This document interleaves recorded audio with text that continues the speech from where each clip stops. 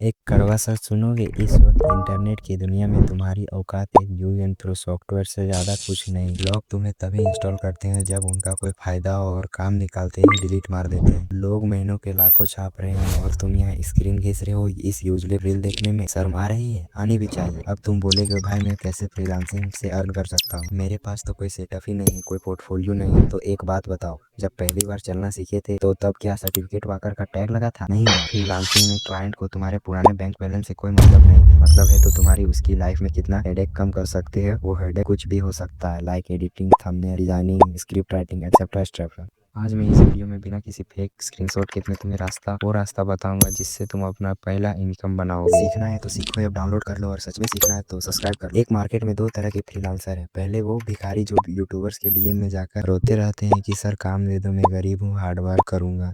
भाई अगर तुम क्रिएटर होते तो कोई तुमसे भीख मांगता तो क्या तुम उसे काम देते? बिल्कुल नहीं। तुम्हें लगेगा अगर इसके पास स्किल्स होती तो यह भीख नहीं मांगता काम करने के लिए। और अब आते हैं दूसरे तरफ के लोग, द प्रॉब्लम सॉल्वर। सोचो एक क्रिएटर है जो रोज वीडियो डालता है पर उसका थंबनेल देख के लगता है जैसे किसी मिक्सचर में इमेज डाल दिए। एक ढंग का फ्रीलांसर भीख नहीं मांगेगा, बल्कि उस थंबनेल को रिक्रिएट करके भेजेगा और दिखाएगा कि भाई तेरा काम ऐसे लेवल अप हो सकता है। सीधा सीधा ये काम कहना चाहता है कि बोलने पर नहीं करने पर फोकस करो। मैंने काम का बोला, साले डर्टी माइंडेड। हाँ, इस वीडियो में 4 स्टेप्स बताने वाला हूँ जिसमें थर्ड स्टेप को भूल कर भी स्किप मत करना। स्टेप 1, पी का धंधा स्किल। ज्यादातर लोग गलती क्या करते हैं, थोड़ी सी एडिटिंग, थोड़ी सी थंबनेल डिजाइनिंग, थोड़ी सी स्क्रिप्टिंग। अरे इंसान बनो, बफे की प्लेट नहीं। जो दिखा सब थोड़ा थोड़ा ले लिए। फ्रीलांसिंग में जैक ऑफ ऑल ट्रेडर्स को चवन्नी भी नहीं मिलती और एक्सपर्ट्स को मोटा पैसा। एक स्किल पकड़ो, चाहे वो वीडियो एडिटिंग हो, यूआई डिजाइन हो या कॉपी राइटिंग, कुछ भी। बस इतना काम करो कि तुम्हारा काम बोलने लगे, तुम्हें बोलने की जरूरत ना पड़े। अब आता है सेट 2, द गोस्ट पोर्टफोलियो। सबूत बिना काम के बनाओ। तुम कहते हो ना पोर्टफोलियो ही नहीं है, तो भाई चुल्लू भर पानी में डूबने की जरूरत नहीं है, क्योंकि उतने पानी में तो तुम्हारा ईगो भी नहीं डूबेगा। सीधा ओशियन में मत छलांग लगाओ, क्योंकि मैं हूं ना आपको नॉलेज देने के लिए। पोर्टफोलियो का मतलब सर्टिफिकेट नहीं होता,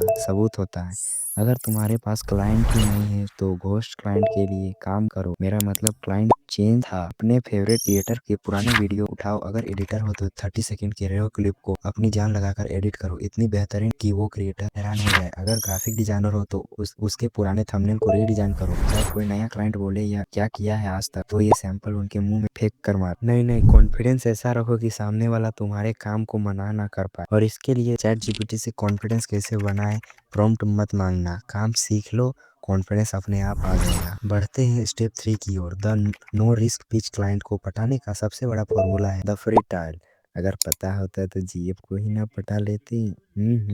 सुनो लो, जब तुम्हारे पास बड़ा नाम ही नहीं है अपनी स्किल कैटेगरी में तो तुम रिस्क नहीं ना ले सकते। क्लाइंट को भी बोलो मैं आपका पहला प्रोजेक्ट फ्री करूंगा, अगर वैल्यू मिलती है तो ही हम आगे बात करेंगे। आपका 1 रुपया भी खर्च नहीं होगा। अब मुझे ये बताओ, कौन सा ऐसा पागल क्लाइंट होगा जो फ्री में होता हुआ काम को मना करेगा? इस एक फ्री काम से तुम्हें 2 चीज मिलेगी। नंबर 1, रियल क्लाइंट के साथ काम करने का एक्सपीरियंस।